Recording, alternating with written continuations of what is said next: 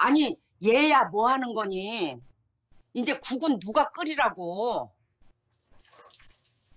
이게 시어머니의 입에서 나온 첫마디였습니다. 지난 16년간 시어머니를 대신하여 제사상을 차려온 며느리 수진에게 말이죠. 게다가 뜨거운 소고기 무국이 수진에게 엎어져 이도 화상을 입기까지 했는데 시어머니의 눈길은 수진이 아닌 바닥에 굴러다니는 냄비였습니다. 16년 전 갑작스런 심장 수술로 병상에 누운 시어머니를 대신해 제사상을 자진하여 차리겠다 한 수진에게 도대체 어떻게 이럴 수 있을까요? 그까짓 국이 뭐라고 자신을 위해 16년을 희생해온 며느리보다 국을 더 우선시하는 걸까요? 그에 보다 못한 시아버지가 나서게 되는데 과연 수진은 어떻게 될까요? 이야기 시작하겠습니다.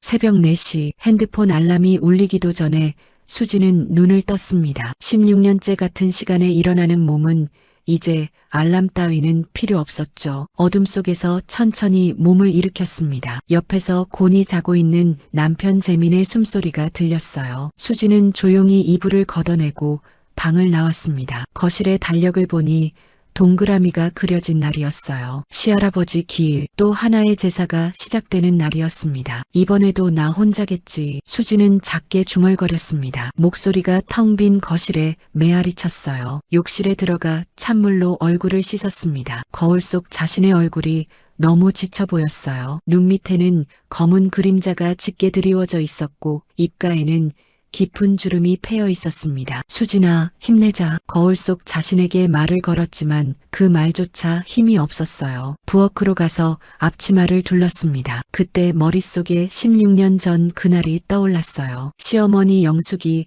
병원에 입원했던 때였습니다. 갑작스러운 심장 수술로 온 가족이 패닉 상태였죠. 제사는 코앞이었고 아무도 준비할 사람이 없었어요. 어머니, 제가 이번 제사는 준비할게요. 그때 수진이 나섰습니다. 시어머니는 병상에서 약하게 고개를 저었어요. 아니야, 수진아. 너무 힘들어. 그냥 이번만 간다니. 괜찮아요. 어머니가 늘 하시던 대로 제가 해볼게요. 걱정하지 마세요. 수진은 진심이었습니다. 시어머니가 아픈데 며느리가 이 정도는 해야 한다고 생각했어요. 처음이라 서툴렀지만 정성을 다했죠. 시어머니가 태어난 후 가족들이 모인 자리에서 이런 말이 나왔습니다. 수진이가 제사상을 정말 잘 차렸더라고. 시아버지의 칭찬이었어요. 시어머니도 맞장구를 쳤습니다. 그러게요. 저보다 더 꼼꼼하게 잘하더라고요. 다음 제사도 수진이가 하면 어떨까? 큰형님의 제안이었습니다. 수진은 당황했어요. 아니에요. 어머니가 하셔야죠. 저는 그때만 도와드린 거예요. 하지만 시어머니는 손사래를 쳤습니다. 아유, 나는 이제 나이도 들고 힘들어. 수진이가 젊으니까 더 잘할 거야. 맞아요. 수진 씨가 하는 게 낫겠어요. 큰 며느리 지은도 거들었습니다. 둘째 며느리 혜원도 고개를 끄덕였죠. 그렇게 수진의 제사 담당이 정해졌습니다. 처음엔 한두 번 정도는 괜찮겠지 했어요. 그런데 한 번이 두 번이 되고 두 번이 10번이 되고 어느새 16년이 흘렀습니다. 수진은 한숨을 쉬며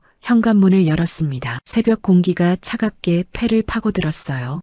춥다. 몸을 움츠리며 주차장으로 향했습니다. 차에 시동을 걸고 자갈치 시장으로 출발했어요. 새벽 시장은 이미 북적였습니다. 생선 가게 아주머니들의 우렁찬 목소리가 여기저기서 들렸죠. 싱싱한 민어 있어요. 오늘 들어온 갈치 아주 좋아요. 수지는 시어머니가 적어준 메모를 꺼내봤습니다. 자연산 민어 반드시 자연산이어야 함. 제주산 옥돔 크기는 중간 정도. 동해안 가자미 알이 꽉 찬 것으로. 메모를 볼 때마다 가슴이 답답해졌어요. 왜 이렇게 까다로운 걸까요? 아주머니, 자연산 민어 있어요? 자연산이요? 그거 비싸요. 양식도 맛있는데. 아니에요. 꼭 자연산이어야 해요. 생선 가게 주인은 고개를 저었습니다. 자연산은 오늘 안 들어왔어요. 내일 오실래요? 내일은 제사라서. 수진의 목소리가 떨렸습니다. 순간 마음이 움츠러들었어요. 시어머니의 실망한 얼굴이 떠올랐죠. 다음 가게, 또 다음 가게를 돌아다녔습니다. 5번째 가게에서 겨우 자연산 민어를 찾을 수 있었어요. 얼마예요? 20만 원이요. 수지는 숨이 막혔습니다. 민어 한 마리에 20만 원이라니. 하지만 어쩔 수 없었어요. 돈을 내고 민어를 샀습니다. 다음은 제주산 옥돔이었습니다. 또다시 가게를 돌아다니기 시작했죠. 제주산 옥돔 있어요? 제주산은 다 나갔어요. 완도산은 있는데. 아니요, 꼭 제주산이어야 해요. 발걸음이 무거웠습니다. 새벽 시장의 찬 바람이 뼛속까지 스며들었어요. 그때 핸드폰이 울렸습니다. 큰형수 수진아, 우리는 저녁에 갈게. 수고해. 짧은 문자였습니다. 수고해. 그 한마디가 가슴에 비수처럼 박혔어요. 둘째 형수 나도 오후에 갈게요. 애들 학원 보내고요. 또 하나의 문자. 당연하다는 듯한 말투에 수진의 손이 떨렸습니다. 왜 나만? 입술을 깨물었습니다. 눈물이 날 것 같았어요. 하지만 울 수는 없었습니다. 아직 장을 다 보지도 못했으니까요. 1시간을 더 돌아다닌 끝에 겨우 모든 재료를 구했습니다. 양손 가득 장바구니를 들고 주차장으로 향했어요. 그때였습니다. 갑자기 어지러움이 몰려왔어요. 세상이 빙글빙글 돌았습니다. 아, 수지는 차에 기대어 겨우 몸을 지탱했어요. 이마에 식은땀이 흘렀습니다. 몸이 뜨거웠어요. 열이 있는 것 같았죠.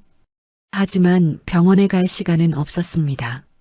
집에 가서 재료를 손질해야 했으니까요. 차 안에서 잠시 눈을 감았습니다. 머릿속이 복잡했어요. 언제까지 이렇게 살아야 할까? 왜 나만 이렇게 힘들어야 할까? 형수들은 왜 당연하게 생각할까? 질문만 가득했습니다. 답은 없었어요. 핸드폰이 또 울렸습니다. 이번엔 시어머니였어요. 수진아, 장은 다 봤니? 네, 어머니. 지금 집으로 가는 길이에요.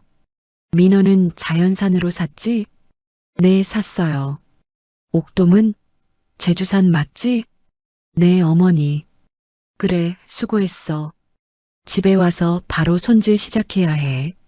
도라지는 꼭 가늘게 썰어야 하고. 시어머니의 잔소리가 이어졌습니다. 수지는 네 하고 대답만 했어요. 전화를 끊고 나니 더 지쳤습니다. 몸은 천근만근이었고 마음은 텅 비어 있었어요. 집에 도착했을 때는 이미 6시가 넘어 있었습니다. 2시간 넘게 시장을 돌아다닌 셈이었죠. 현관문을 열고 들어가니 딸 은서가 나와 있었어요. 엄마, 또 시장 갔다 왔어? 15살 은서의 눈에는 걱정이 가득했습니다. 응, 제사 준비해야 하잖아. 엄마, 많이 피곤해 보여. 은서가 엄마의 손을 잡았어요. 차가운 손이었습니다. 괜찮아. 엄마는 튼튼하니까. 수지는 억지로 웃었습니다. 하지만 은서는 알고 있었어요. 엄마가 전혀 괜찮지 않다는 걸. 아빠는? 아직 자고 있어. 그래, 아빠 깨우지 마. 피곤하실 거야. 수지는 무거운 장바구니를 부엌으로 옮겼습니다. 은서가 도우려 했지만 수지는 고개를 저었어요. 너는 학교 갈 준비해. 엄마가 할게. 엄마, 괜찮아. 어서 가. 은서는 마지못해 방으로 들어갔습니다. 수지는 앞치마를 다시 고쳐 메고 재료들을 꺼내기 시작했어요. 민어, 옥돔, 가자미, 도라지, 고사리, 시금치. 하나하나 꺼낼 때마다 한숨이 나왔습니다. 이 모든 걸 또 혼자 손질해야 한다는 생각에 막막했어요. 그때 재민이 나왔습니다. 벌써 다녀왔어? 응. 힘들었겠네. 내가 좀 도와줄까? 아니야. 내일 준비해. 늦겠다. 재민은 미안한 표정을 지었지만 더 이상 말하지 않았습니다. 그도 알고 있었어요. 시어머니가 며느리가 해야 한다고 생각한다는 걸. 그럼 먼저 출근할게. 응, 조심해서 가. 재민이 나가고 난 뒤 수지는 다시 혼자가 되었습니다. 이마를 짚어보니 열이 더 올랐어요. 38도는 넘는 것 같았습니다. 하지만 쉴 수는 없었어요. 할 수 있어. 할 수 있어. 수지는 스스로에게 주문을 걸 듯 중얼거렸습니다. 민어를 도마 위에 올렸어요.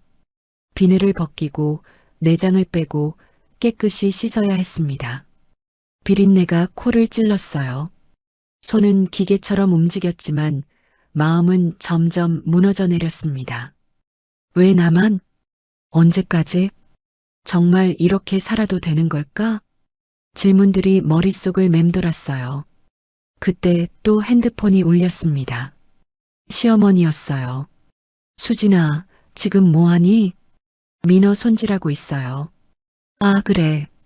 비늘 깨끗이 벗겨야 해. 그리고 시어머니의 지시가 또 이어졌습니다. 수지는 전화기를 어깨에 끼고 계속 일을 했어요. 순간 칼에 손가락을 베었습니다. 아, 왜? 무슨 일이야? 아니에요. 괜찮아요. 피가 흘렀지만 수지는 태어난 척했습니다. 시어머니한테 걱정을 끼치고 싶지 않았어요. 전화를 끊고 나서야 손가락에 반창고를 붙였습니다. 상처는 깊지 않았지만 마음의 상처는 더 깊어졌어요. 이제 그만하고 싶어. 작은 목소리로 중얼거렸습니다. 하지만 그 말을 들어줄 사람은 없었어요. 텅 빈 부엌에서 수지는 계속 일을 했습니다. 도라지를 썰고 고사리를 다듬고 시금치를 데쳤어요. 시계를 보니 벌써 8시였습니다. 시댁에 가야 할 시간이었죠. 아직 손질하지 못한 재료들을 다시 봉지에 담았습니다. 무거운 짐을 들고 다시 차로 향했어요. 차 안에서 수지는 잠시 눈을 감았습니다. 엄마, 돌아가신 친정어머니가 생각났어요. 살아계셨다면 딸이 이렇게 힘들어하는 걸 보고 얼마나 마음 아파하셨을까요? 엄마, 저 너무 힘들어요. 마음속으로 엄마를 불렀습니다. 하지만 대답은 없었죠. 시동을 걸고 시댁으로 향했습니다. 또 하루가 시작되는 거예요. 16년째 반복되는 끝이 보이지 않는 하루가. 차창 밖으로 보이는 아침 햇살이 너무 눈부셨습니다. 세상은 밝아지는데 수진의 마음은 점점 어두워져만 갔어요. 오늘도 혼자겠지. 오늘도 나만 힘들겠지. 오늘도. 수지는 핸들을 꽉 잡았습니다. 손가락에 상처가 욱신거렸어요. 하지만 그것보다 더 아픈 건 마음이었습니다. 시댁에 도착할 때까지 수지는 계속 눈물을 참았어요. 또 다른 새벽이 시작된 거였습니다. 16년째 이어지는 끝이 보이지 않는 새벽이. 시댁 현관문을 열고 들어서는 순간 익숙한 냄새가 코를 찔렀습니다. 오래된 장판 냄새, 곰팡이 냄새, 그리고 어제 핀 백합 냄새. 수지는 무거운 장바구니를 내려놓고 숨을 고르려 했어요. 하지만 그럴 시간도 없었죠. 수진아, 왔니? 시어머니 영숙의 목소리가 안방에서 들려왔습니다. 날카로운 목소리였어요. 네, 어머니. 지금 왔어요. 빨리 와봐. 할 얘기가 있어. 수지는 신발도 제대로 정리하지 못한 채 안방으로 향했습니다. 시어머니는 이불 속에 누워 있었어요. 아픈 것도 아닌데 늘 그렇게 누워서 지시만 했죠. 수진아, 도라지는 가져왔지? 네, 가져왔어요. 얼마나 샀어? 2근이요. 2근? 그것밖에 안 샀어? 시어머니의 눈썹이 치켜 올라갔습니다. 수진의 가슴이 철렁 내려앉았어요. 작년엔 3근 샀었는데 올해는 왜 줄였어?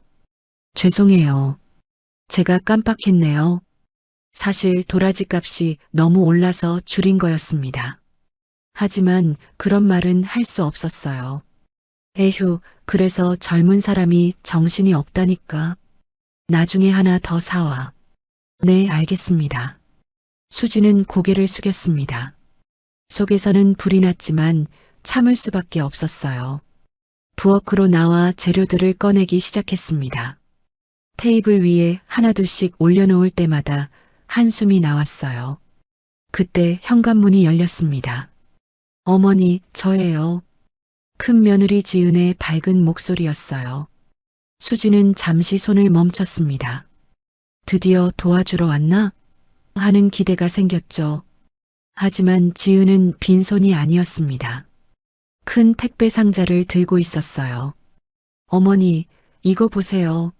강원도에서 직송으로 온 송이버섯이에요. 지은은 자랑스럽게 상자를 들어 보였습니다. 시어머니가 거실로 나왔어요. 아까와는 달리 얼굴에 환한 미소가 가득했죠. 어머, 지은아. 송이를? 네. 제사상에 올리면 좋을 것 같아서요. 아버님도 좋아하셨잖아요. 그럼. 아이고, 우리 큰며느리 최고야.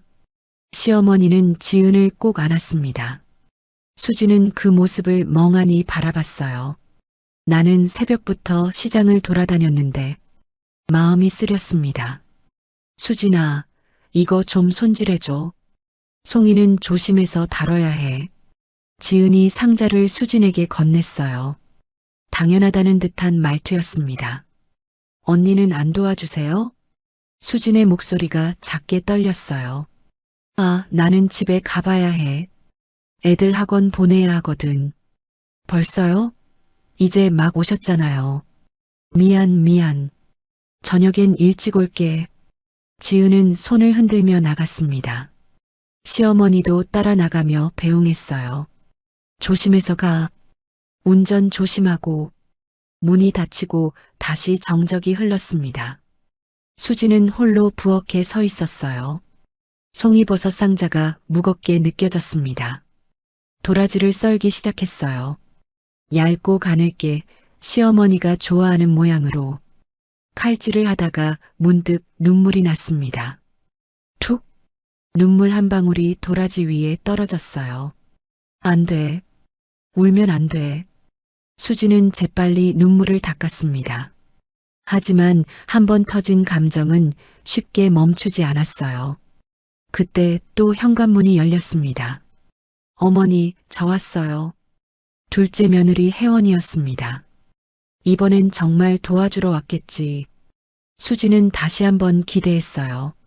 수진 언니, 벌써 시작했네요? 혜원이 부엌을 기웃거렸습니다. 응, 이제 막 시작했어. 같이 할래? 아, 저는 좀 쉬고 할게요. 새벽부터 애들 때문에 정신없었어요. 혜원은 그대로 거실로 가서 소파에 누웠습니다. 리모컨을 들고 TV를 켰어요. 수진의 손이 멈췄습니다. 나도 새벽부터 일했는데 목구멍까지 올라온 말을 삼켰어요. 시어머니가 거실로 나왔습니다. 혜원아, 피곤해? 네, 어머니. 요즘 애들이 말을 안 들어서요. 그래. 좀 쉬어. 수진이가 다 하니까. 그 말에 수진의 가슴에서 뭔가가 툭 하고 끊어졌습니다. 수진이가 다 하니까. 이 한마디가 16년 동안 수진을 묶어놓은 주문이었어요. 고사리를 다듬으며 수진은 생각했습니다. 왜 나는 쉴 수 없을까? 왜 나만 다 해야 할까? 손은 움직이지만 마음은 텅 비어갔어요. TV 소리가 요란하게 울렸습니다. 혜원의 웃음소리가 간간히 들렸어요. 어머니, 이 프로그램 진짜 재밌어요. 그래. 뭔데? 시어머니와 혜원이 TV를 보며 수다를 떨기 시작했습니다. 수지는 홀로 부엌에서 일했어요. 도라지를 다 썰고 고사리를 다듬고 시금치를 데치고 2시간이 지났습니다. 허리가 아팠어요. 다리도 저렸죠. 하지만 앉을 수도 없었습니다. 수진아, 시어머니가 불렀어요. 네, 어머니. 전 부칠 때는 두께 조심해. 작년엔 너무 두꺼웠어. 네, 알겠습니다. 그리고 나물 무칠 때 참기름 너무 많이 넣지 마. 네. 생선도 타지 않게 조심하고. 네. 지시사항이 폭포수처럼 쏟아졌습니다. 수지는 네 하고 대답만 했어요. 그때 핸드폰이 울렸습니다. 은서였어요. 엄마, 점심은 먹었어? 딸의 걱정스러운 목소리에 수진의 눈시울이 뜨거워졌습니다. 아직 못 먹었어. 엄마, 거기 이모들도 있잖아. 왜 엄마만 이래? 괜찮아. 엄마는 튼튼하잖아. 거짓말. 은서의 목소리가 떨렸어요. 은서야, 엄마는 정말 괜찮아. 엄마, 나 거기 갈게. 도와줄게. 아니야. 너는 공부해야지. 엄마. 끊어. 엄마 바빠. 전화를 끊고 나니 가슴이 먹먹했습니다. 딸한테까지 걱정을 끼치고 있다는 생각에 자책감이 밀려왔어요. 내가 뭘 하고 있는 거지? 잠시 숨을 고르려고 창문을 열었습니다. 차가운 바람이 얼굴을 스쳤어요. 그때 작은 수첩이 앞치마 주머니에서 만져졌습니다. 일기장이었어요. 수지는 주변을 살피고 몰래 펜을 들었습니다. 2월 15일. 오늘도 혼자다. 지은 언니는 송이버섯만 놓고 갔다. 혜원 언니는 TV만 본다. 시어머니는 지시만 한다. 언제까지 이렇게 살아야 할까? 아무도 내 마음을 몰라준다. 아니, 알면서도 모른 척하는 건지도. 수진아, 뭐해? 시어머니의 날카로운 목소리에 수진은 황급히 일기장을 닫았습니다. 아, 아무것도 아니에요. 일하다 말고 뭘 끄적이고 있어? 죄송해요. 수진은 다시 일을 시작했어요. 오후 3시가 되었습니다. 열이 더 올랐어요. 머리가 지끈거렸고 온몸이 쑤셨죠. 하지만 아직도 할 일이 산더미였습니다. 수진 언니, 혜원이 부엌으로 왔어요. 응? 저 잠깐 나갔다 올게요. 어디 가는데? 마트에 장 보러요. 저녁거리가 없어서. 수지는 할 말을 잃었습니다. 제사 음식은 안 뒀고 저녁 장 보러는 가는구나.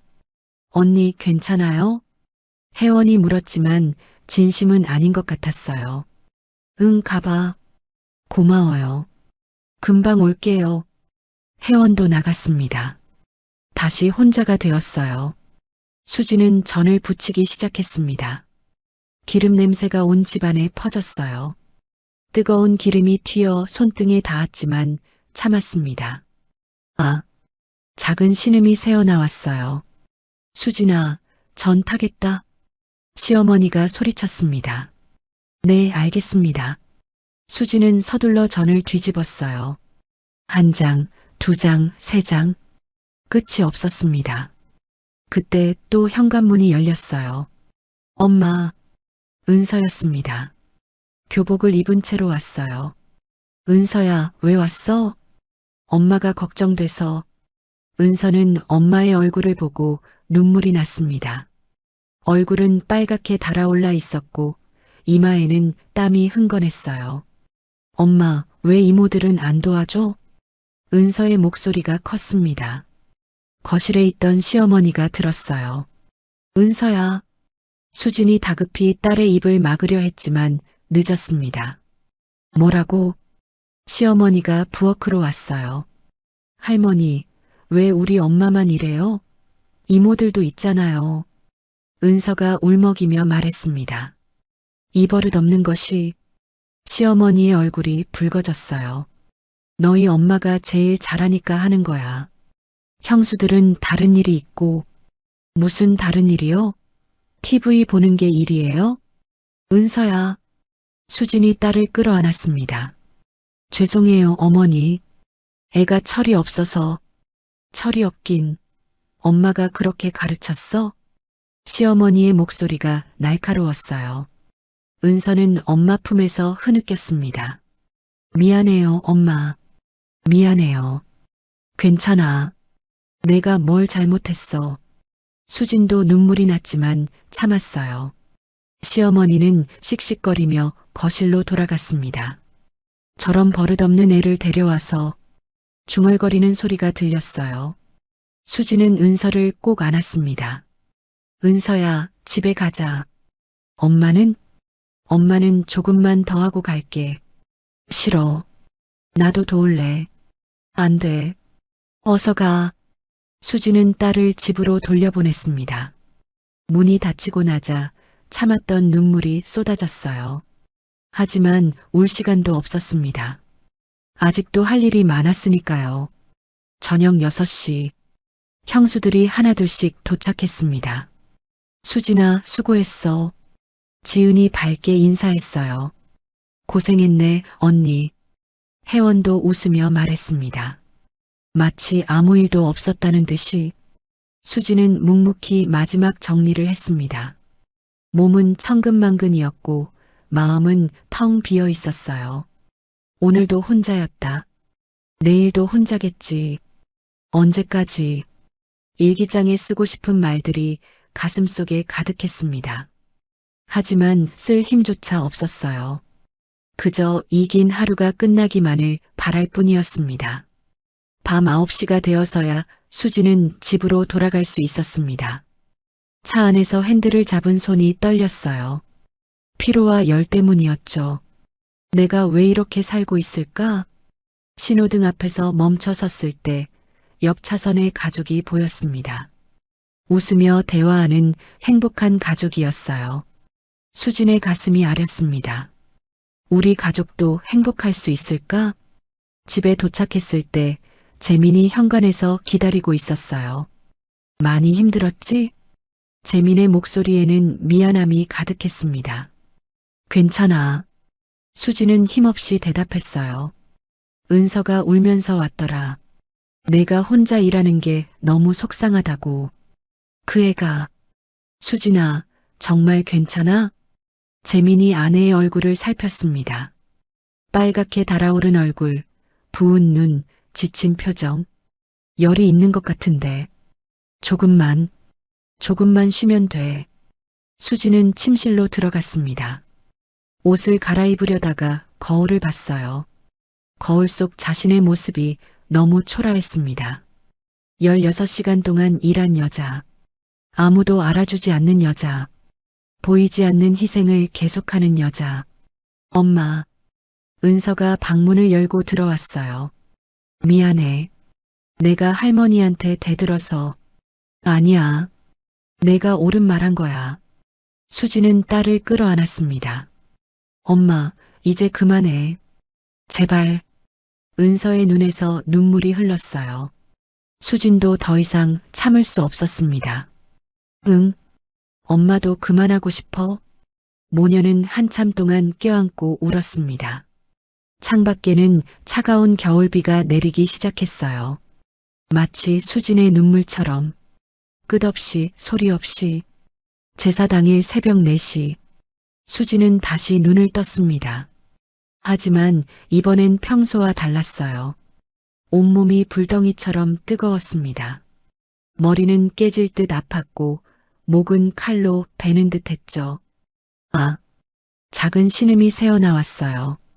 옆에서 자는 재민을 깨우지 않으려고 이를 악물었습니다. 욕실로 가서 체온계를 물었어요. 38.5도. 높은 열이었습니다. 하지만 오늘은 제사날. 쉴 수는 없었어요. 해열제를 2알 삼켰습니다. 찬물로 얼굴을 씻었지만 열은 내리지 않았죠. 할 수 있어. 오늘만 버티면 돼. 거울 속 자신에게 말했습니다. 하지만 거울 속 얼굴은 너무 창백했어요. 부엌으로 나가 앞치마를 둘렀습니다. 손이 떨려서 끈을 묶기도 힘들었어요. 소고기 무국부터 끓여야지. 가장 시간이 오래 걸리는 것부터 시작하기로 했습니다. 커다란 냄비에 물을 붓고 소고기를 넣었어요. 불을 켜는 순간 열기가 얼굴로 확 올라왔습니다. 순간 현기증이 났어요. 싱크대를 잡고 겨우 버텼습니다. 괜찮아. 마음속으로 주문을 외웠지만 몸은 점점 더 힘들어졌어요. 새벽 5시가 되자 시댁으로 출발했습니다. 운전대를 잡은 손이 미끄러웠어요. 식은땀이 흘렀죠. 신호등에 멈출 때마다 눈을 감았습니다. 잠깐이라도 쉬고 싶었어요. 시댁에 도착하니 이미 시어머니가 나와 있었습니다. 늦었네. 날카로운 목소리였어요. 죄송해요. 국물 끓이느라. 빨리 시작해. 할 게 태산이잖아. 수지는 고개를 숙이고 부엌으로 들어갔습니다. 재료들을 하나씩 꺼내 놓았어요. 어제 손질해둔 것들이었죠. 전부터 시작했습니다. 뜨거운 기름 앞에 선이 더 어지러웠어요. 지글지글 기름 소리가 머릿속에서 울렸습니다. 수진아, 전 색깔이 왜 그래? 시어머니가 옆에서 감시했어요. 조금 더 붙일게요. 너무 타면 안 돼. 조심해. 손이 떨려서 젓가락을 놓칠 뻔했습니다. 1시간, 2시간. 시간이 흐를수록 열은 더 올랐어요. 39도는 넘는 것 같았습니다. 엄마 왔어요. 오전 10시쯤 지은이 도착했어요. 수진아, 많이 했네? 지은은 완성된 음식들을 보며 감탄했습니다. 언니, 좀 도와주실래요? 수진의 목소리가 간절했어요. 아, 나는 상 차리는 거 도울게. 음식은 내가 더 잘하잖아. 지은은 가벼운 일만 골라서 했습니다. 회원도 도착했어요. 우와, 벌써 거의 다 했네. 언니, 수진 언니, 얼굴이 빨개요. 괜찮아요? 혜원이 잠깐 걱정스러운 표정을 지었지만 그뿐이었어요. 더워서 그래요. 수지는 억지로 웃었습니다. 마지막으로 소고기 무국을 확인할 시간이었어요. 커다란 냄비가 펄펄 끓고 있었습니다. 김이 모락모락 올라왔죠. 수지는 국자로 간을 보려고 냄비 가까이 갔습니다. 그 순간이었어요. 갑자기 세상이 빙글 돌았습니다. 다리에 힘이 풀렸어요. 몸이 앞으로 쏠렸습니다. 아! 비명과 함께 수진의 왼팔이 끓는 국물 속으로 빠졌어요. 싸! 뜨거운 국물이 왼팔과 옆구리에 쏟아졌습니다. 으악! 수진의 비명이 집안을 가득 채웠어요. 쿵! 수진이 바닥에 쓰러졌습니다. 어머! 수진아! 형수들이 소리쳤지만 가장 먼저 튀어나온 건 시어머니였어요. 하지만 시어머니의 첫마디는 충격적이었습니다. 아이고, 국은 어떻게? 제사상에 국이 없으면 쓰러진 며느리보다 국을 먼저 걱정했던 거예요. 수지는 고통에 몸부림치며 울었습니다. 아파, 아파요. 왼팔은 이미 빨갛게 부어오르기 시작했어요. 옆구리도 마찬가지였죠. 누가 재민이한테 전화해. 지은이 다급히 소리쳤습니다. 119 불러야 하는 거 아니에요? 혜원도 당황했어요. 그때 현관문이 벌컥 열렸습니다. 무슨 일이야? 재민이었어요. 불안한 마음에 일찍 온 거였죠. 수진아. 재민은 바닥에 쓰러진 아내를 보고 얼굴이 새하얗게 변했습니다.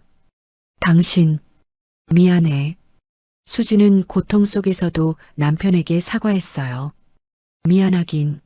병원 가자, 빨리. 재민은 수진을 번쩍 안아들었습니다. 아, 움직일 때마다 화상 부위가 더 아팠어요. 재민아, 국은 어떻게? 시어머니가 아직도 국 걱정을 했습니다. 재민의 얼굴이 굳어졌어요. 어머니. 처음으로 시어머니에게 소리를 질렀습니다. 지금 그게 중요해요? 수진이가 이렇게 다쳤는데. 시어머니는 아들의 기세에 눌려 아무 말도 못했어요. 재민은 수진을 차에 태우고 병원으로 달렸습니다. 조금만 참아. 금방 도착해. 미안해.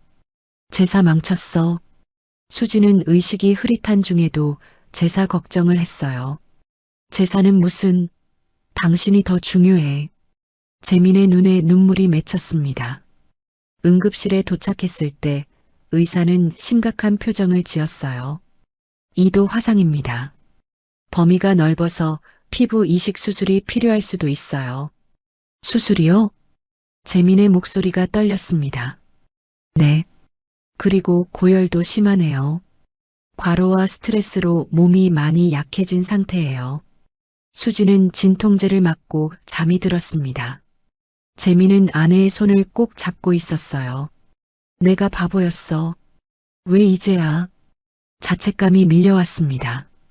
그때 수진의 가방에서 작은 수첩이 떨어졌어요. 일기장이었습니다. 재미는 망설이다가 일기장을 열었어요. 1월 3일. 오늘도 혼자 제사 준비를 했다. 형수들은 구경만 했다. 시어머니는 잔소리만 했다.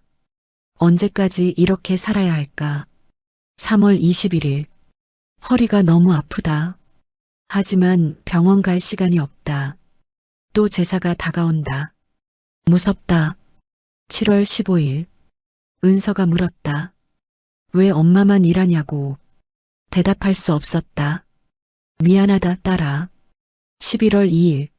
16년째다. 나는 언제쯤 자유로워질까? 아니, 평생 이렇게 살아야 하는 걸까? 재민의 손이 떨렸어요. 16년. 16년 동안 아내가 얼마나 힘들었는지 일기장에 고스란히 담겨 있었습니다. 12월 31일. 새해 소원은 하나뿐이다. 제발 한 번만이라도 누군가 도와주었으면.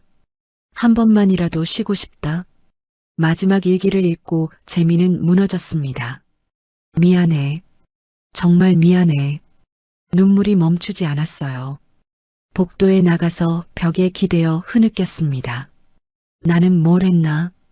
옆에 있으면서도 아무것도 보지 못했어. 병실 밖에서 발소리가 들렸어요. 시어머니와 형수들이었습니다. 재민아. 시어머니의 목소리는 여전히 날카로웠어요. 제사는 어떻게 했어? 재민은 믿을 수 없었습니다. 며느리가 수술을 앞두고 있는데도 제사 걱정이라니. 어머니, 수진이가 2도 화상이에요. 수술해야 할 수도 있다고요. 그건 알아. 하지만 제사상은. 그만하세요. 재민이 폭발했습니다. 태어나서 처음으로 어머니에게 큰 소리를 냈어요. 16년이에요. 16년 동안 수진이 혼자 했어요. 형수들은 뭐 했습니까? 지은과 혜원이 당황한 표정으로 서로를 바라봤어요. 재민아, 우리도 나름대로 뭘 했다는 거예요? TV 본 거요? 송이버섯 택배 보낸 거요? 재민의 목소리가 떨렸습니다. 수진이 일기장 봤어요. 매번 혼자였대요. 아무도 도와주지 않았대요. 시어머니의 얼굴이 굳어졌어요. 일기장을 왜 봐? 그게 중요해요? 수진이가 매일 울면서 쓴 일기장이에요. 재미는 일기장을 펼쳤습니다. 들어보세요. 오늘도 혼자다. 형수들은 저녁에만 왔다. 시어머니는 국물이 싱겁다고 다시 끓이라고 했다. 허리가 끊어질 것 같다. 형수들의 얼굴이 빨개졌어요. 또 있어요. 은서가 왜 엄마만 일하냐고 물었다. 차마 대답할 수 없었다. 미안하다, 딸아. 혜원이 고개를 숙였습니다. 이것도요. 시어머니가 말했다. 수진이가 제일 잘하니까. 그 말이 날 16년 동안 묶어놨다. 시어머니가 입을 열려다가 다시 닫았어요. 그때 의사가 왔습니다. 환자 보호자분? 네, 제가 남편입니다. 수술 동의서 작성하셔야 해요. 화상 부위가 깊어서 반드시 피부 이식이 필요합니다. 재민의 손이 떨렸어요. 동의서에 사인하면서 눈물이 떨어졌습니다. 선생님, 아내가 괜찮을까요? 수술은 잘 될 거예요. 하지만 회복 기간이 길어요. 그리고 의사가 잠시 말을 멈췄습니다. 환자분이 극도로 쇠약한 상태예요. 영양실조에 가깝고 스트레스성 위염도 심해요. 오랫동안 무리하신 것 같은데. 재미는 고개를 떨구었어요. 16년 동안 혼자 제사를 준비했어요. 아, 그러셨군요. 의사도 안타까운 표정을 지었습니다. 수술실로 들어가기 전 수진이 잠시 눈을 떴어요. 여보, 응, 나 여기 있어. 미안해. 제사 망쳤어. 깨어나자마자 또 제사 걱정이었어요. 그 모습에 재민의 가슴이 미어졌습니다. 수진아, 이제 그만해. 뭐가? 제사. 이제 당신은 안 해도 돼. 재민의 목소리는 단호했어요. 하지만 16년이면 충분해. 아니, 너무 많았어. 재민은 일기장을 보여주었습니다. 수진의 눈에서 눈물이 흘렀어요. 읽었구나. 왜 말 안 했어? 이렇게 힘든데. 말해봐야. 소용없잖아. 수진의 목소리는 너무 작았습니다. 말하면 예민하다고. 며느리가 불평한다고. 그럴까봐.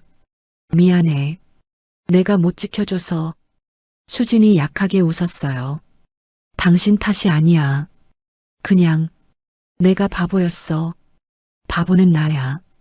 옆에서 보고도 모른 척한 간호사가 들어왔습니다. 수술실로 이동하겠습니다. 수진이 이동 침대로 옮겨졌어요. 무서워. 수진이 작게 중얼거렸습니다. 재민은 아내의 손을 꼭 잡았어요. 내가 있어. 끝날 때까지 여기서 기다릴게. 수술실 문이 닫혔습니다. 빨간 불이 켜졌어요. 재민은 복도 의자에 주저앉았습니다. 제발, 제발 무사하게. 시어머니와 형수들이 다가왔어요. 재민아, 지금은 말씀하지 마세요. 수진이가 무사히 나오면 그때 얘기해요. 재민의 목소리는 차가웠습니다. 3시간이 지났어요. 마침내 수술실 문이 열렸습니다. 수술 잘 됐습니다. 회복실로 옮길게요. 의사의 말에 재민은 그제서야 숨을 쉴 수 있었어요. 회복실에서 수진을 봤을 때 재민은 또 울었습니다. 하얗게 질린 얼굴, 붕대로 감긴 왼팔, 점적줄에 매달린 약한 몸. 이제부터는 내가 지킬게. 무슨 일이 있어도. 재민은 아내의 이마에 입을 맞췄어요. 병실 창밖으로 어둠이 내려앉았습니다. 긴 하루가 끝나가고 있었어요. 하지만 수진에게는 새로운 시작이 될지도 모르는 밤이었습니다. 끓는 국물에 터진 건 수진의 피부만이 아니었어요. 16년간 참고 또 참았던 감정도 함께 터진 거였으니까요. 그리고 이제 그 터진 감정들이 온 가족을 뒤흔들 차례였습니다. 수술이 끝난 다음 날 아침, 병원 복도는 소독약 냄새로 가득했습니다. 재민은 밤새 한숨도 자지 못했어요. 의자에 앉아 있다가 서성이다가 또다시 앉기를 반복했죠. 수진의 병실 문을 열고 들어갔습니다. 아내는 아직 잠들어 있었어요. 왼팔에는 두꺼운 붕대가 감겨 있었고 링거줄이 연결되어 있었습니다. 재민은 조심스럽게 아내의 오른손을 잡았어요. 차가웠습니다. 수진아. 작게 불러봤지만 대답은 없었어요. 창가로 가서 밖을 내다봤습니다. 아침 해가 떠오르고 있었죠. 그때 가방에서 뭔가가 보였어요. 수진이 항상 지니고 다니는 지갑이었습니다. 지갑을 열자 사진 한 장이 나왔어요. 돌아가신 장인, 장모님 사진이었습니다. 딸이 이렇게 고생하는 걸 아시면 재민의 눈시울이 뜨거워졌어요. 사진 속 장모님은 온화하게 웃고 있었습니다. 수진을 닮은 미소였죠. 장모님 죄송해요. 수진이를 지켜주지 못해서. 재민은 사진을 꼭 쥐었습니다. 그 순간 뭔가가 마음속에서 단단하게 굳어졌어요. 더는 안 돼. 이제는 정말로 끝내야 해. 결심이 섰습니다. 같은 시각 시댁에서는 시아버지 병호가 거실에 앉아 있었어요. 어제 있었던 일이 머릿속에서 떠나지 않았습니다. 할아버지, 은서가 교복을 입고 나왔어요. 학교 가기 전이었죠. 은서야, 일찍 일어났네. 엄마 병원에 가려고요. 은서의 눈은 퉁퉁 부어 있었습니다. 밤새 울었던 거예요. 할아버지, 은서가 망설이다가 입을 열었어요. 엄마가 매번 아프면서도 제사 준비하는 게 너무 불쌍해요. 병호의 얼굴이 굳어졌습니다. 뭐라고? 매번이요. 제사 때마다 엄마는 열이 나고 허리가 아프고 그런데도 혼자 다 해요. 은서의 목소리가 떨렸어요. 이모들은 와서 구경만 하고 할머니는 잔소리만 하고 은서야, 할아버지도 아시잖아요. 그런데 왜 모른 척 하세요? 은서의 눈에서 눈물이 뚝뚝 떨어졌습니다. 병호는 할 말을 잃었어요. 손녀의 말이 가슴에 비수처럼 꽂혔습니다. 엄마가 쓰러진 거 이번이 처음이 아니에요. 작년에도 몰래 병원 갔었어요. 뭐라고? 병호의 목소리가 떨렸습니다. 엄마가 저한테만 말했어요. 할아버지, 할머니 걱정하실까봐 숨겼대요.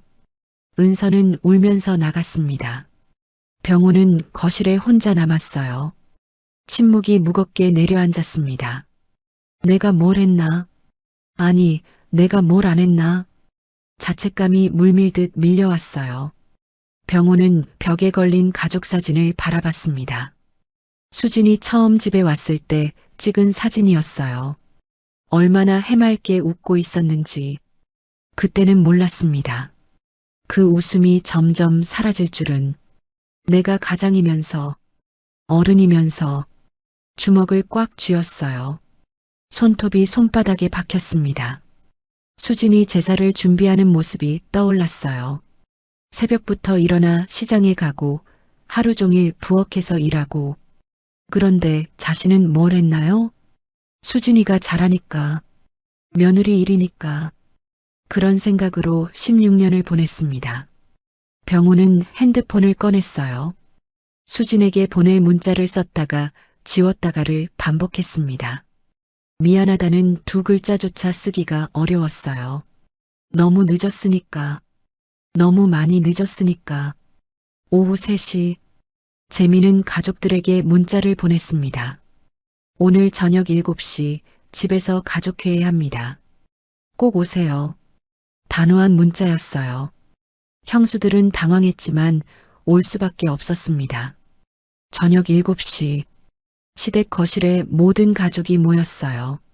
시아버지 병호, 시어머니 영숙, 큰형 재성과 지은, 둘째형 재우와 혜원. 무거운 분위기였습니다. 재미는 서류 뭉치를 테이블 위에 올려놓았어요. 이게 뭐야? 재성이 물었습니다. 16년간의 제사 비용 명세서예요. 재민의 목소리는 차분했지만 단호했습니다. 계산해봤어요. 수진이가 16년 동안 쓴 제사 비용이 총 4,800만 원이에요. 모두가 숨을 멈췄습니다. 거짓말. 영숙이 소리쳤어요. 거짓말이 아니에요. 여기 영수증도 있고 수진이가 다 기록해뒀어요. 재미는 두꺼운 파일을 펼쳤습니다. 매년 300만 원. 명절이랑 기일 합쳐서요. 수진이 혼자 다 냈어요. 우리도 보탰는데. 지은이 작게 말했습니다. 형수님이 보탠 건 작년에 송이버섯 한 번이에요. 재민의 말에 지은의 얼굴이 빨개졌어요. 그리고 이것 보세요. 재민은 사진들을 꺼냈습니다. 수진의 손 사진이었어요. 갈라지고 부은 손. 제사 준비하다가 다친 거예요. 병원 기록도 있어요. 건초염, 손목 터널 증후군. 혜원이 고개를 숙였습니다. 그리고 이건 수진이 일기예요. 재미는 일기장을 펼쳤어요. 읽어드릴까요? 오늘도 혼자다. 시어머니는 도라지가 두껍다고 다시 썰라고 했다. 형수들은 TV만 봤다. 언제까지 이렇게 살아야 할까? 영숙의 얼굴이 하얗게 질렸습니다. 또 있어요. 허리가 너무 아프다. 하지만 병원 갈 시간이 없다. 내일이 제사다. 재우가 손으로 얼굴을 가렸어요. 그때 병호가 입을 열었습니다. 그만. 낮은 목소리였지만 무게가 있었어요. 아버지, 내가 잘못했다. 병호의 목소리가 떨렸습니다. 다 알면서도 모른 척했어. 여보, 영숙이 놀라서 남편을 봤어요. 편했으니까. 수진이가 다 하니까 편했어. 병호의 눈에 눈물이 맺혔습니다. 침묵의 공모자였어. 우리 모두가. 재민이 말을 이었어요. 아버지 말씀이 맞아요. 우리 모두가 공모자였어요. 수진이 혼자 고생하는 걸 보고도 침묵했죠. 재민아, 특히 저요. 남편이면서도 아무것도 하지 않았어요. 재민의 목소리가 갈라졌습니다. 이제 그만해야 해요. 수진이가 2도 화상이에요. 피부 이식 수술을 했어요. 지은이 울기 시작했어요. 미안해. 정말 미안해. 나도 미안해요. 혜원도 눈물을 흘렸습니다. 영숙은 아무 말도 하지 못했어요. 충격이 너무 컸죠. 병호가 다시 입을 열었습니다. 이제 그만하자. 아버지, 제사, 이제 그만하자고. 모두가 놀랐습니다. 여보, 무슨 소리예요? 영숙이 다급히 말했어요. 아니면 돌아가면서 하든가. 수진이는 이제 빼고. 병호의 목소리는 단호했습니다. 하지만 전통이. 무슨 전통이야? 한 사람만 죽어라 고생하는 게 전통이야? 병호가 목소리를 높였어요. 은서가 그러더라. 엄마가 불쌍하다고. 15살짜리도 아는 걸 우리는 몰랐어. 재성이 입을 열었습니다. 아버지, 죄송합니다. 저도 편하려고. 나도 미안하다. 재우도 고개를 숙였어요. 재미는 마지막 카드를 꺼냈습니다. 수진이가 수술받고 깨어나서 처음 한 말이 뭔지 아세요? 모두가 재민을 봤어요. 재산은 어떻게 됐어? 였어요. 순간 정적이 흘렀습니다. 무거운 침묵이었어요. 이도 화상을 입고도 제사 걱정을 먼저 했어요. 재민의 눈에서 눈물이 떨어졌습니다. 그게 우리가 16년 동안 수진이한테 한 짓이에요. 영숙이 드디어 무너졌습니다. 내가 잘못했어. 울음이 터졌어요. 병호가 일어섰습니다. 내일 병원에 가자. 다 같이. 그리고 수진이한테 사과하자. 네, 아버지. 형제들이 동시에 대답했어요. 그리고 앞으로는 돌아가면서 하든 같이 하든 방법을 바꾸자. 병호의 말에 모두가 고개를 끄덕였습니다. 가족회의가 끝났을 때는 밤 9시가 넘어 있었어요. 재미는 병원으로 돌아가면서 생각했습니다. 이제 시작이야. 변화의 시작. 하지만 마음 한편으로는 걱정도 들었어요. 정말 바뀔 수 있을까? 수진이는 용서할 수 있을까? 답은 알 수 없었습니다. 하지만 한 가지는 확실했어요. 더 이상 수진 혼자만의 희생은 없을 거라는 것. 침묵의 공모자들이 드디어 입을 열었으니까요. 차 안에서 재미는 수진의 일기장을 다시 펼쳤습니다. 마지막 페이지에 쓰인 글귀가 가슴을 찔렀어요. 나는 보이지 않는 사람인가 봐. 아무도 내 고통을 보지 못해. 아니, 보고도 모른 척해. 그게 더 아프다. 재미는 일기장을 가슴에 안았습니다. 이제는 달라질 거야, 수진아. 약속할게. 병원 주차장에 도착했을 때 달빛이 유난히 밝았어요. 새로운 시작을 알리는 빛처럼. 수술 후 3일째 아침, 수지는 천천히 눈을 떴습니다. 병실 창으로 들어오는 햇살이 눈부셨어요. 왼팔의 통증이 여전했지만 어제보다는 나아진 것 같았습니다. 깼어? 재민이 곁에 있었어요. 3일 동안 한 번도 떠나지 않았죠.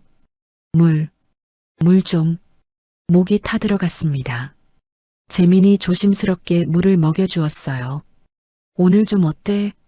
괜찮아. 수지는 약하게 웃으려 했지만 입술이 떨렸습니다. 그때 병실 문이 열렸어요. 시아버지가 들어왔습니다. 뒤에는 시어머니와 형수들이 있었어요. 수진의 몸이 경직됐습니다.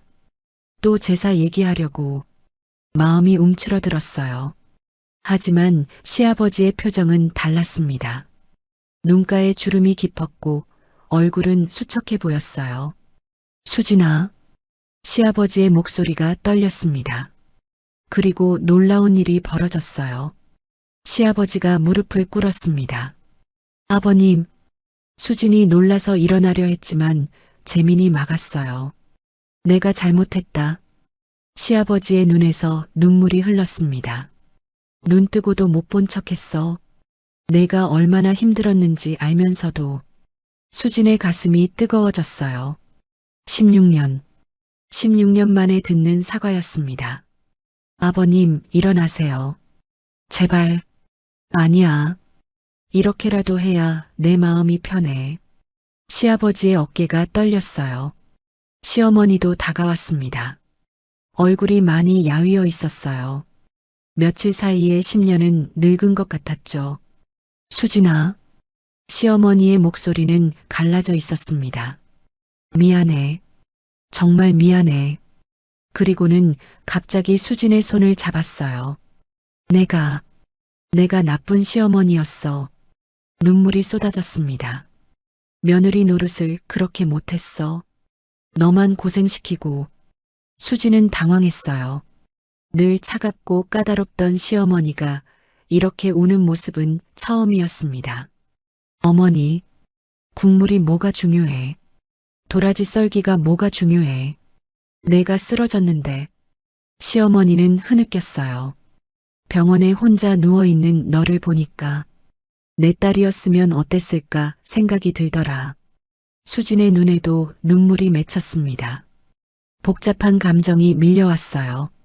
원망과 연민이 뒤섞였죠. 지은이 앞으로 나왔습니다. 수진아, 미안해. 고개를 깊이 숙였어요. 나도 알았어. 내가 힘든 거. 그런데 편하니까. 모른 척했어. 지은의 목소리가 떨렸습니다. 송이버섯 보내면서도 알았어. 이게 도움이 안 된다는 거. 그냥 내 자기만족이었어. 혜원도 울고 있었어요. 언니, 정말 미안해요. TV 보면서도 계속 미안했어요. 그런데 먼저 나서기가 비겁했어요. 수지는 가족들을 바라봤습니다. 16년 만에 보는 진심이었어요. 하지만 마음 한편으로는 분노도 있었습니다. 왜 이제야? 내가 쓰러지고 나서야? 복잡한 감정들이 소용돌이쳤어요. 앞으로는 우리가 돌아가면서 할게. 재성이 말했습니다. 아니, 다 같이 하든가. 절대 너 혼자는 안 돼. 재우도 고개를 끄덕였어요. 회사 그만둬도 돼. 시아버지가 갑자기 말했습니다. 뭐라고요? 수진이 놀라서 물었어요. 내가 일하는 거 우리 때문이잖아. 제사 비용 때문에. 시아버지의 얼굴이 붉어졌습니다. 이제 그만해도 돼. 우리가 다 부담할게. 수지는 할 말을 잃었어요. 일을 그만두고 싶었던 적이 한두 번이 아니었습니다. 하지만 제사 비용 때문에. 그리고 이거. 시어머니가 봉투를 내밀었어요. 뭐예요? 그동안 내가 쓴 돈. 다는 못 돼도. 봉투 안에는 통장이 있었습니다. 어머니, 이건 받아. 이것도 미안한 마음의 일부야. 시어머니가 수진의 붕대 감긴 팔을 바라봤어요. 그 팔, 평생 흉터가 남는다며? 내 때문이야. 내가 너무 까다로웠어. 시어머니의 어깨가 축 처졌습니다. 도라지 두께가 뭐가 중요해. 국간이 뭐가 중요해. 내가 건강한 게 제일 중요한데. 수진의 손이 떨렸어요. 돈이 중요한 게 아니었습니다. 마음을 알아준 게 중요했어요. 형님들도 각자 준비한 것을 꺼냈습니다. 수진아, 이거. 지은이 작은 상자를 내밀었어요. 뭐예요? 내가 좋아하는 핸드크림이야. 손 많이 거칠어졌잖아. 작은 선물이었지만 마음이 담겨 있었어요. 혜원도 무언가를 꺼냈습니다. 언니, 이거 마사지 쿠폰이에요. 다 나으면 같이 가요. 그동안 허리 많이 아팠죠? 제가 몰라줘서 미안해요. 수지는 선물들을 바라봤어요. 비싼 건 아니었지만 16년 만에 받는 관심이었습니다. 하지만 여전히 마음 한구석에는 응어리가 남아 있었습니다. 16년의 상처는 하루아침에 아물 수 없었으니까요. 감사해요. 수지는 겨우 그 말만 했습니다. 용서한다는 말은 아직 할 수 없었어요. 가족들이 나간 후 재민과 둘만 남았습니다. 괜찮아? 재민이 조심스럽게 물었어요. 모르겠어. 수지는 솔직했습니다. 기쁘기도 하고 화나기도 하고 당연해. 16년이야. 재민이 아내의 손을 잡았어요. 천천히 해. 용서는 내 마음이 준비됐을 때 하면 돼. 근데 이상해. 뭐가? 왜 눈물이 날까? 사과받았는데. 수진의 눈에서 눈물이 흘렀어요. 그동안 너무 외로웠구나. 재민이 아내를 안았습니다. 이제 괜찮지 않으면 괜찮지 않다고 말해도 돼. 정말? 당연하지. 힘들면 힘들다고, 아프면 아프다고. 수지는 남편의 품에서 한참을 울었어요. 16년 동안 참았던 눈물이었습니다. 창밖으로 봄비가 내리기 시작했어요. 상처를 씻어주는 비처럼 천천히 조금씩. 저녁이 되자 은서가 왔습니다. 엄마. 은서는 엄마를 보자마자 울음을 터뜨렸어요. 울지 마. 엄마 괜찮아. 미안해. 내가 할머니한테 대든 것 때문에. 아니야. 내가 용기 있었어. 수지는 딸의 머리를 쓰다듬었습니다. 할머니가 엄마한테 사과했대. 응. 엄마 용서할 거야? 은서의 질문에 수지는 잠시 말이 없었어요. 모르겠어. 시간이 필요할 것 같아. 그래도 이제 엄마 혼자 안 해도 되잖아. 그래. 은서가 엄마의 손을 잡았어요. 엄마, 이제 행복해져. 그 말에 수진의 가슴이 뭉클해졌습니다. 딸이 걱정하는 엄마. 그게 가장 마음 아팠어요. 밤이 깊어갔습니다. 수지는 혼자 생각에 잠겼어요. 시아버지의 무릎 꿇는 모습이 자꾸 떠올랐습니다. 시어머니의 눈물도. 진심일까? 정말 바뀔 수 있을까? 의심과 희망이 교차했어요. 하지만 한 가지는 분명했습니다. 더 이상 혼자가 아니라는 것. 더 이상 침묵하지 않아도 된다는 것. 수지는 창밖을 바라봤어요. 비는 그쳤고 구름 사이로 달빛이 비치고 있었습니다. 상처는 아직 아팠지만 조금씩 아물고 있었어요. 시간이 약이 될 거라고 믿으면서, 내일은 오늘보다 나을 거라고 믿으면서. 3개월 후 봄이 왔습니다. 수지는 거실 창가에 서서 밖을 내다봤어요. 벚꽃이 만개했습니다. 바람에 흩날리는 꽃잎들이 마치 축복처럼 보였어요. 왼팔을 들어 올려봤습니다. 소매를 거드니 길게 남은 흉터가 보였어요. 붉은색이 많이 옅어졌지만 여전히 선명했죠. 아직도 아프니? 재민이 뒤에서 물었습니다. 아니, 이제 안 아파. 수지는 흉터를 만져봤어요. 이상하게도 미움이 없었습니다. 오히려 고마웠어요. 이 흉터가 모든 걸 바꿨으니까. 핸드폰이 울렸습니다. 큰형수 수진아, 우리 벌써 시장 왔어. 뭐 더 필요한 거 있어? 수지는 작게 웃었어요. 괜찮아요. 언니들이 알아서 하세요. 처음엔 어색했습니다. 형수들이 제사 준비를 하는 게 낯설었어요. 하지만 이제는 자연스러워졌죠. 오늘은 뭐 할 거야? 재민이 물었어요. 친정에 가려고. 그래. 같이 갈까? 아니. 오늘은 혼자 가고 싶어. 재민은 이해한다는 듯 고개를 끄덕였습니다. 친정 부모님 산소는 시내에서 1시간 떨어진 곳에 있었어요. 수지는 준비한 꽃과 막걸리를 들고 천천히 올라갔습니다. 무덤 앞에 서니 가슴이 뭉클했어요. 엄마, 아빠. 목소리가 떨렸습니다. 저 왔어요. 무릎을 꿇고 앉았어요. 꽃을 놓고 막걸리를 부었습니다. 많이 늦었죠? 미안해요. 바람이 불었습니다. 따뜻한 봄바람이었어요. 엄마, 이제 제 자리를 찾았어요. 눈물이 났지만 닦지 않았습니다. 16년이 걸렸어요. 너무 오래 걸렸죠? 주변의 나무들이 살랑살랑 흔들렸어요. 마치 부모님이 대답하는 것 같았습니다. 처음엔 잘하고 싶었어요. 좋은 며느리가 되고 싶었고요. 수지는 하늘을 올려다봤어요. 구름 한 점 없는 맑은 하늘이었습니다. 근데 어느새 저를 잃어버렸어요. 뭐가 중요한지도 잊었고요. 손으로 흙을 만졌습니다.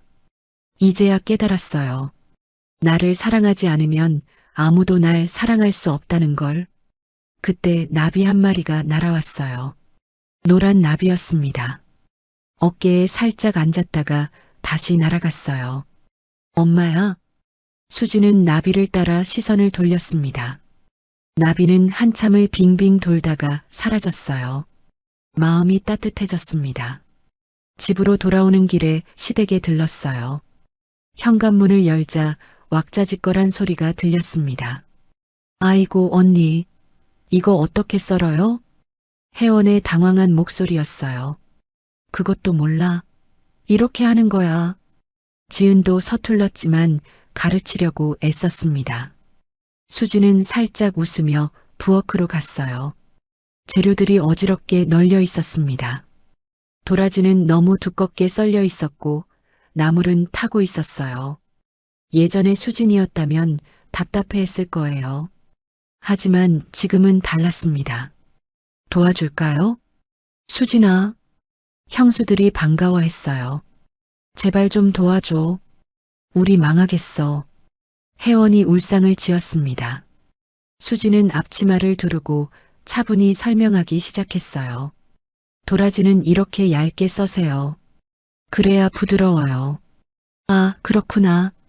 나물은 센 불에 빨리 볶아야 해요. 약한 불에 하면 물이 나와요. 형수들은 열심히 배웠습니다. 서툴지만 진심이 느껴졌어요.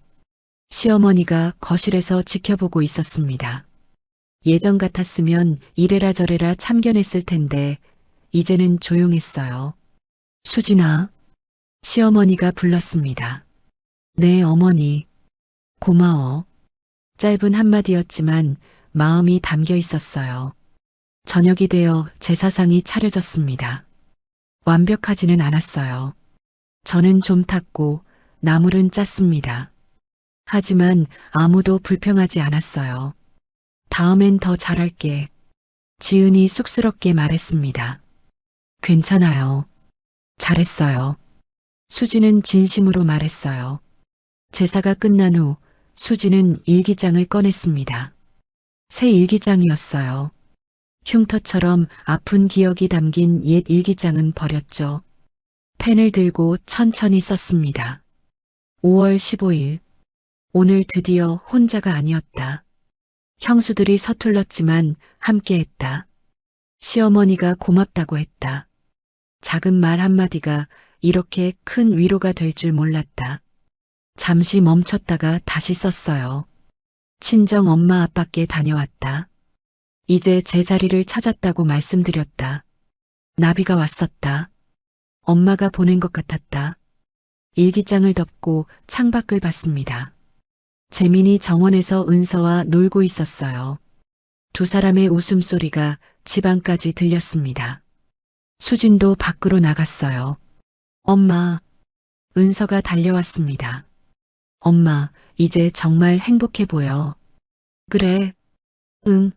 눈이 반짝반짝해. 은서의 말에 재민도 웃었어요. 정말 그래. 예전의 수진이로 돌아온 것 같아. 수진은 가족을 바라봤습니다. 봄 햇살이 따뜻했어요. 나무들은 새잎을 피우고 있었고 꽃들은 만개했습니다. 모든 게 새롭게 시작되는 계절이었죠. 이제 정말 괜찮아. 수진이 말했어요. 재민이 아내의 손을 잡았습니다. 알아. 아니, 정말로. 진짜로 괜찮아. 수진의 목소리에는 확신이 있었어요. 16년의 굴레에서 벗어난 자유. 혼자가 아니라는 안도감. 그리고 스스로를 사랑하게 된 기쁨. 왼팔의 흉터가 햇빛에 반짝였습니다. 아픔의 흔적이자 새로운 시작의 증거였어요. 엄마, 이거 봐. 은서가 민들레 꽃을 들고 왔습니다. 예쁘지? 엄마처럼 강해 보여. 민들레가 왜 엄마 같아? 아스팔트 틈에서도 피잖아. 엄마도 힘든 상황에서도 꿋꿋했잖아. 15살 딸의 말에 수지는 뭉클했어요. 아이가 어느새 이렇게 컸을까?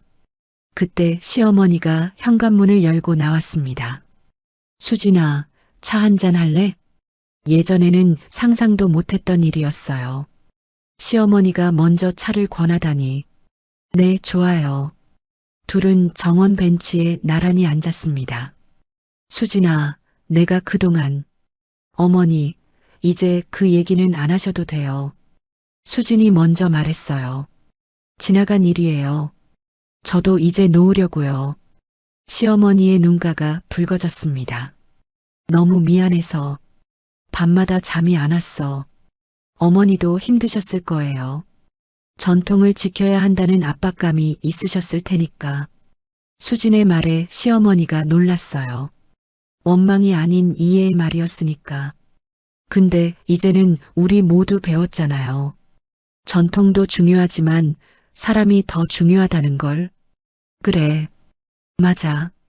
두 사람은 조용히 차를 마셨습니다. 어색하지 않은 침묵이었어요. 며칠 후 수지는 회사에 사직서를 냈습니다. 10년 다닌 직장이었지만 미련은 없었어요. 정말 그만둘 거야? 재민이 걱정스럽게 물었습니다. 응. 이제는 나를 위한 일을 하고 싶어. 뭘 하고 싶은데?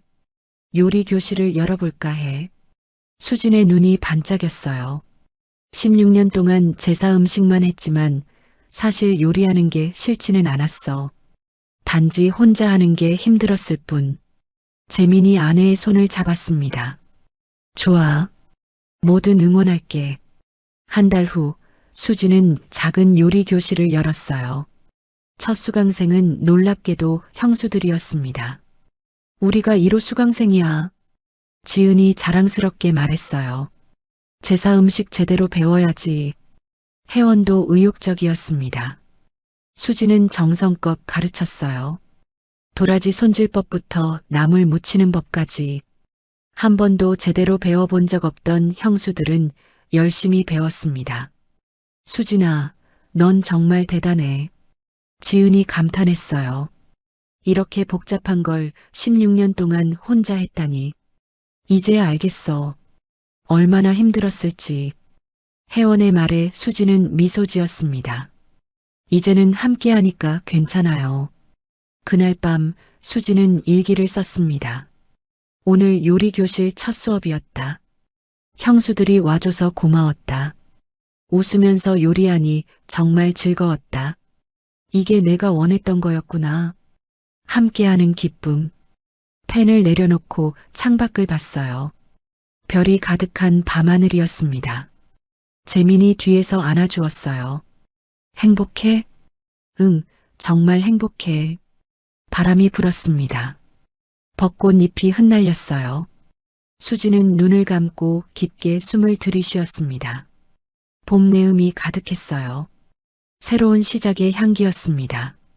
그리고 이제 그 시작은 혼자가 아니었습니다.